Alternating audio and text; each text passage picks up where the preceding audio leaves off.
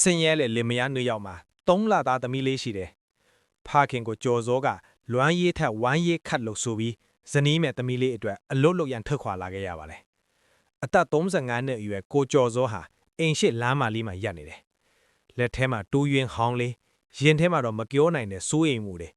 အိမ်ထဲမှာဇနီးမနှင်းကသမီးလေးကိုရင်ခွင်ထဲခြိထားပြီးတိတ်တိတ်လေးမျက်ရည်ကြောနေတယ်လက်ထက်ခဲစင်တုန်းကကိုကြော်စောဝဲဖေးထားခဲ့ရွှေဆွဲကြိုးလေးကသူ့လက်ဘင်းမှာတောက်ထားနေတယ်ဒါဟာသူတို့ရဲ့ချစ်ချင်းတက်တယ်ငါပြန်လာမယ်မင်းတို့အတွက်ပဲသွားတာဆိုပြီးထွက်ခွာသွားတဲ့နေ့ကသူတို့နှစ်ယောက်လုံးရဲ့နှလုံးသားတပိုင်းစီကွဲသွားတယ်လို့ပဲဖားကန်မှာကိုကျော်စောတယောက်မိုးတဲ့နေပူတဲ့အလုပ်လုပ်နေတယ်ချွေးတွေရွှဲပြီးလက်တွေပုတ်ထီနာနေပြီးညဘက်ဆိုရင်ဖုံးလေးကိုကိုင်ပြီးနင်းဖုံးဆက်လာမလားလို့မျှော်နေတယ်ဒါပေမဲ့တရက်ပြီးတရက်ဖုံးကမမြဲဘူးအခန်းသုံးတထေးနဲ့ပြဿနာဒီနေ့မှာကိုကျော်စောတူးတွေ့ချတဲ့ကြောက်တုံးလေးကိုတထေးစီပြလိုက်တယ်ဒါကကန်ဖိုးရှိနိုင်ပါတယ်လို့ပြောလိုက်ပေမဲ့တထေးကအပြုံးမရှိပဲငင်းကကြောက်ကိုငါထက်ပိုတိလားလို့ပြန်ပြောလိုက်တယ်အဲ့ဒီနေ့ကစကားများပြီးကိုကျော်စောအလုံးထွက်လူနီးပါဖြစ်သွားတယ်အိမ်ဘက်မှာတော့မနှင်းဘဝကပိုပြီးခက်ခဲလာတယ်တနေ့သမီးလေးအဖျားတက်လာတယ်ခန္ဓာကိုယ်လေးအပူနေပြီးမငိုနိုင်တော့အောင်အားနေနေတယ်သမီးမငိုနဲ့နော်ဆိုပြီးခြိထားရင်မနှင်းရဲ့မျက်ရည်တွေမရက်နိုင်တော့ဘူးဆေးရုံကိုသွားခြင်းတယ်ဒါပေမဲ့ပတ်စံမရှိဘူးအဲ့ဒီချိန်မှာသူ့လက်ကလေဘင်းကိုမတိမတာသွားထိလိုက်တယ်ရွှေဆွဲကြိုးလေးလက်ထက်ခဲ့စင်းကကိုကျော်စောဝဲပေးထားတဲ့သူ့အဖိုးတန်ဆုံးအရာမနှင်းတိတ်တိတ်လေးထိုင်ပြီးစဉ်းစားနေတယ်မျက်ရည်တွေတစ်စက်ချင်းကျနေတယ်မရဘူးသမီးကိုကယ်ရမယ်နောက်ဆုံးလေဘင်းကဆွဲကြိုးလေးကိုဖြုတ်လိုက်တယ်လက်ထဲမှာကင်ထားရင်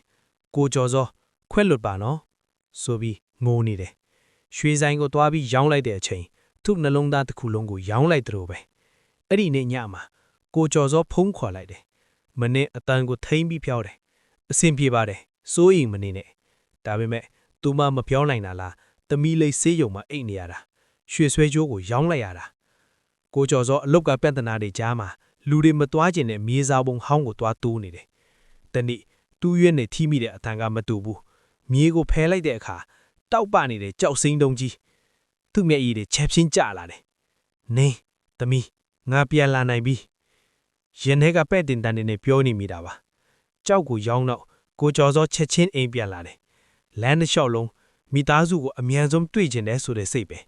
ဒီနေ့တော့လမ်းတွေကရှေလုံးနေတယ်လို့ခံစားနေရတယ်အိမ်ရှိရောက်တဲ့အခါမနှင်းသမီးလေးကိုခြိထားပြီးထိုင်နေတယ်ကိုကျော်စောပြေးသွားပြီးသမီးလေးကိုခြိလိုက်တယ်အဖေပြန်လာပြီသမီးလေးရဲ့လွမ်းလိုက်တာနောက်ဆိုအဖေဘဲတော့မှခွဲမသွားတော့ဘူးနော်နောက်မှမနှင်းလေးပင်ကိုကြည့်လိုက်တယ်ရွှေကြိုးမရှိတော့ဘူးနင်းရွှေကြိုးကမနှင်းမြွင့်ရည်တွေနဲ့သမီးလေးအဖျားတက်လို့ရောက်လိုက်ရတယ်လို့ပြောလိုက်တဲ့စကားနားထောင်ပြီးကိုကျော်စောမပြောနိုင်တော့ဘူး